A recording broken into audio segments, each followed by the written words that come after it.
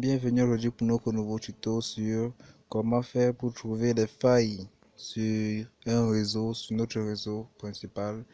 Et les prérequis, pour les prérequis, nous allons utiliser un réseau 4G. Un réseau 4G, oui. Vous allez aussi utiliser une application qui va vous permettre de détecter les failles.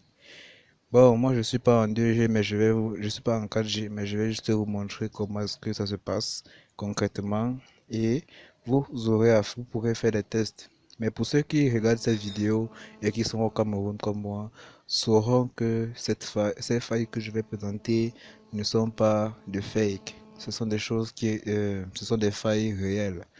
Bien, sans plus tarder, je vais donc commencer avec l'application en question que je vais vous montrer.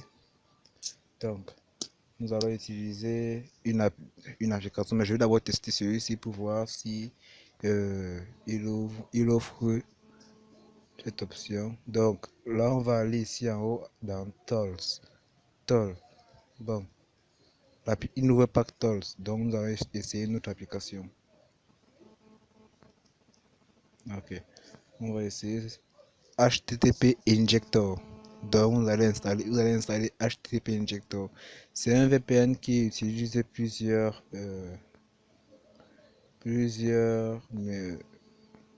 choses. Bon, avec lui, vous pouvez faire des paramètres pour pouvoir vous connecter. Vous allez générer ici un payload, donc vous allez pouvoir utiliser pour votre connexion. Après avoir détecté une faille, bien sûr. Mais il en existe plusieurs lorsque vous avez détecté des failles pour les utiliser comme Anoniton et autres. Donc, sans plus tarder, nous allons aller ici dans l'option Tool qui est ici. Une fois que c'est fait, nous allons choisir Host Checker. Donc, c'est lui qui va chercher donc les failles. Ici, on va mettre là, on va mettre l'URL du site en question. Et là, on a les méthodes disponibles. Ensuite, on va choisir Direct Request. Donc, il va chercher les requêtes directement et nous les afficher. Ça sera maintenant à nous d'interpréter la réponse de, de cette requête.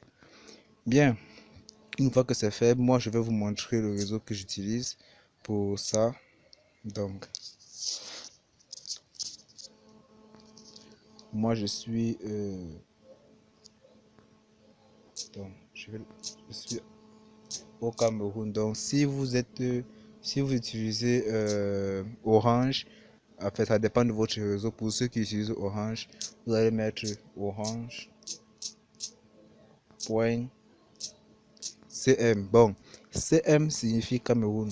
Pour ceux qui sont en Côte d'Ivoire, vous allez mettre CI et voilà, ainsi de suite. Pour ceux qui sont en France, ils vont mettre FR. Mais comme je suis au Cameroun, je mets plutôt CM. Si je suis bon, puisque mon réseau a Orange, donc je mets Orange. Mais pour celui qui a MTN, mets mtn.cm. Donc, non, pardon, .cm. CM toujours signifie Cameroun et CI Côte d'Ivoire. Donc, ça va se jouer à ce niveau-ci. Ça sera en fonction, je dis bien en fonction de votre réseau. Bon, pour ceux qui sont au Bénin, vous allez mettre là move. Bon, je ne connais pas l'extension que vous utilisez, donc ça sera à vous d'essayer de vous renseigner. Mais généralement, cette page s'affiche lorsque vous n'avez pas de crédit. Bon, au Cameroun, ce orange.cm ça ne s'affiche pas forcément lorsqu'on n'a pas de crédit. Mais vous allez pouvoir l'utiliser pour pouvoir chercher des failles. Bon, maintenant que je suis au Cameroun, il y a environ 4 réseaux, Camtel, Nextel, Yomi, MTN, et voilà. Donc, je pense qu'il y a tout cité.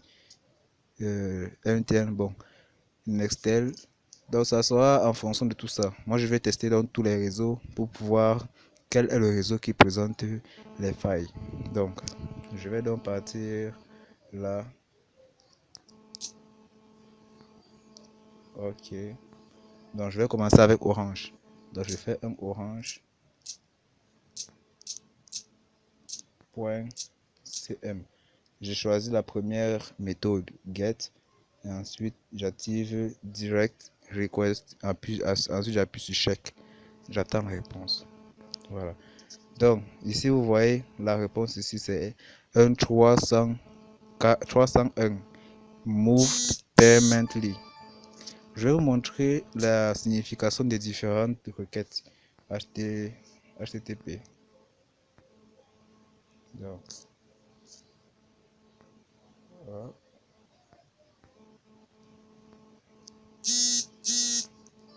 Donc, on va voir la liste la signification des requêtes HTTP.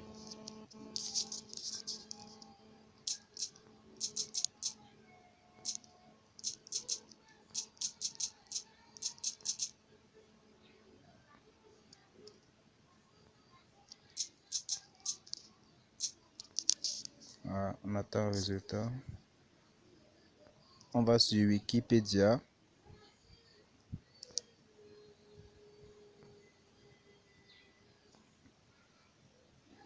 On attend un peu, voilà. Donc, ici, voilà, vous avez là donc un ensemble de codes qui représente en fait les réponses. Donc, ici on vous dit que lorsque vous avez un code, où est-il encore là? Voilà. Lorsque vous rencontrez un code qui affiche 200, ça signifie que la requête a été bien traitée. Donc, la requête est traitée avec succès. La réponse dépend de la méthode de requête utilisée. Donc, lorsque vous avez la réponse 200, ça veut dire que la requête est utilisable. Donc, il y a une faille utilisable. Reste maintenant à trouver la bonne méthode pour pouvoir l'exploiter. Il en existe plusieurs. Je vais vous montrer quelques. Bien, maintenant que c'est fait, je vais vous montrer aussi un code très récurrent. Voilà, c'est ce code. Le code 404 qui signifie ressources non trouvées. C'est un code qui s'affiche généralement lorsque vous avez cherché quelque chose mais que ça ne se trouve pas dans la liste des sources. Bien, là vous avez donc une grande liste de réponses que vous pourrez consulter. Je ne peux pas tout retenir ça, donc voilà pourquoi Wikipédia est là. Bien, maintenant que c'est fait, nous allons donc nous allons rentrer dans notre VPN. Nous avons ici un code 301. Qu'est-ce que ça signifie 301? Nous allons voir ici. 301, le voici. Ok.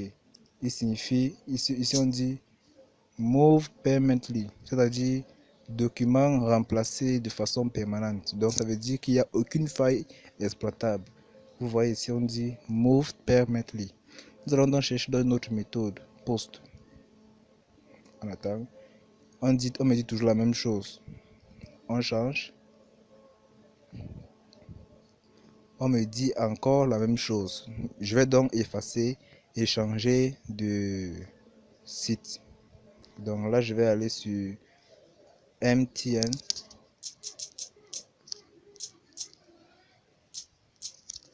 Voilà. Donc je pars avec la première méthode. J'appuie sur check. Voilà. Vous voyez ici également me dit 309. Bon. Je vous rassure, on va tomber sur un site qui n'a pas ce code. Voilà. Donc on va encore changer. Maintenant nous allons essayer Nextel.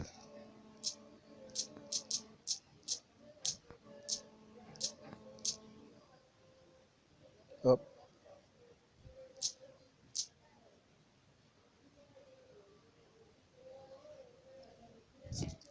Ok, donc je vais effacer d'abord. Ok, j'appuie sur check. Vous voyez ici, on me dit 200. Ok, donc ici, Nextel présente une faille qui est exploitable également sur d'autres requêtes. Lorsque je fais là, vous voyez encore ici, on me dit 200. Bien, je vais également aussi choisir un dernier Camtel. Il y a environ un jour, Camtel a coupé son fruit, mais j'aimerais voir si c'est rétabli. Pardon. Voilà. Donc, chèque. Vous voyez, ça a affiché 200. Ça veut dire que c'est encore exploitable. Hier matin, j'ai essayé, mais ça m'affichait un 301, donc c'était coupé. Mais aujourd'hui, c'est revenu à 200. Donc, ça repasse. Bien, une fois que c'est fait, je vais maintenant montrer ici un keep. Voilà, donc je vais donc montrer comment est-ce que je peux exploiter. Je vais juste vous montrer deux méthodes pour exploiter. Et maintenant, ce sera à vous de remuer vos méninges pour pouvoir trouver d'autres méthodes. Si vous êtes au Bénin, par exemple, je dirais au Bénin, vous faites move. Oh, je ne connais pas votre extension. Je ne sais pas si c'est BE ou je ne sais pas. Je sais pas du tout. Mais si vous êtes en Côte d'Ivoire, vous allez mettre mtn.ci. CI pour Côte d'Ivoire, je pense. Donc, lorsque vous allez faire ceci, vous allez mettre un green get check. Voilà. Donc, vous voyez, on m'affiche un code 200. Donc, il y a une faille exploitable en Côte d'Ivoire. Mais de préférence, il faut que vous essayez, vous faites ces tests avec un réseau 4G. Donc, maintenant, je vais donc vous montrer comment est-ce que je vais le faire pour pouvoir l'exploiter avec la première application Anoniton. Donc, je vais donc m'apprêter à effacer d'abord les données pour pouvoir recommencer à zéro. Donc, ça va prendre un peu de temps. Donc, je vais maintenant effacer les données. Excusez-moi, mais ça prend un peu de temps avant de le faire. Donc, j'attends. Ok, donc là maintenant c'est fait. Je vais donc sortir de l'application. Je vais rentrer dans l'application même. Donc voilà, je suis dans l'application Anoniton et je vais vous montrer comment est-ce que je fais pour pouvoir mettre certaines configurations. Donc, je rentre dans mon VPN. Je vais analyser ce qu'il y a ici pour pouvoir mettre. Bien, je vais donc le faire avec MTN-CI. Donc, bon, c'est mieux que je le fasse avec MTN Nextel ou encore Camtel.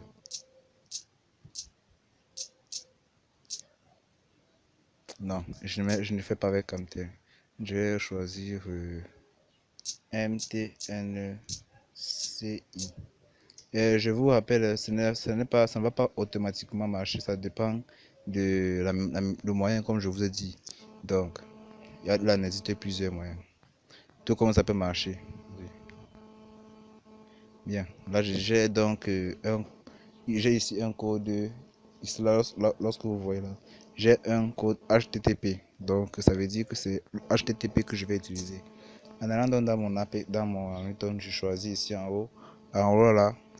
Donc, voilà, j'active, je mets HTTP comme dans la vidéo. Je sauvegarde d'abord, je vais pas encore voir. Bien. Et ensuite, j'ai ici d'abord mon URL. Donc, vous allez d'abord choisir le deuxième. Vous appuyez là. Vous allez remplacer juste Facebook par mtn.ci. Vous vous souvenez ici, c'est cette URL que j'ai copié là-bas. Bien, maintenant que j'ai copié l'URL, j'ai copié le type. Maintenant, vous voyez ici, on met un keep et leave. Donc, je pars dans les paramètres. Je cherche keep et leave. Je colle. Je sauvegarde. Voilà. Donc, comme je disais tout à l'heure, ça dépend de la méthode que vous utilisez. Ici, on a une liste de méthodes. Ça marche avec Get. Donc, je vais aller dans l'application. Je vais choisir Get. Bien. Une fois que c'est fait, vous allez appuyer sur Generate, Validate, Save. Save. Et ensuite, lorsque c'est fait, vous allez maintenant choisir de Gaming Streaming ou encore United King. Donc vous allez tester au fur et à mesure. Si aucun ne marche, vous allez aller à l'intérieur pour chercher ce qui ne va pas. Donc voilà, généralement c'est comme ça. Donc save, validate, save et ensuite vous vous connectez. Mais vous essayez ça, vous rassurez que vous êtes en 4G, que vous utilisez le réseau que vous voulez utiliser, en fait, que vous avez scanné comme tout à l'heure, c'était MTN-CI. Donc vous allez utiliser, pour ceux qui sont en Côte d'Ivoire, un réseau NTN et assurez-vous que vous êtes en 4G. Donc, ça c'est la première méthode. Maintenant, supposons que cette méthode n'a pas marché. Que faire? Nous allons essayer la deuxième méthode avec Psiphon Pro. Donc, je vais d'abord effacer les données de l'application. Un instant. C'est hyper lent ici.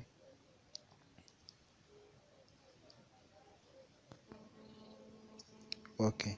Donc, les données sont effacées. Je vais entrer dans l'application.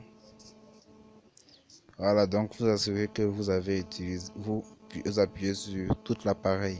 Donc, là, bien. Je vais d'abord arrêter la connexion.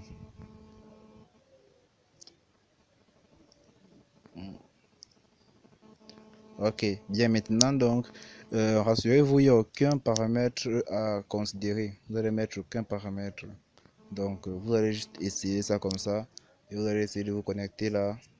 Donc, vous connectez sur votre réseau en activant votre donnée si la SIM est dans votre téléphone. Assurez-vous que vous êtes en 4G. Ou alors, si vous êtes connecté sur un Wi-Fi, assurez-vous que c'est en 4G. Et ensuite, vous appuyez sur démarrer qui est là. Bien, ça va prendre un certain temps, mais si ça ne marche pas, ça va vraiment vous faire savoir que ça ne marche pas. Là, par exemple, si j'appuie sur démarrer, vous allez voir que ça ne va pas marcher.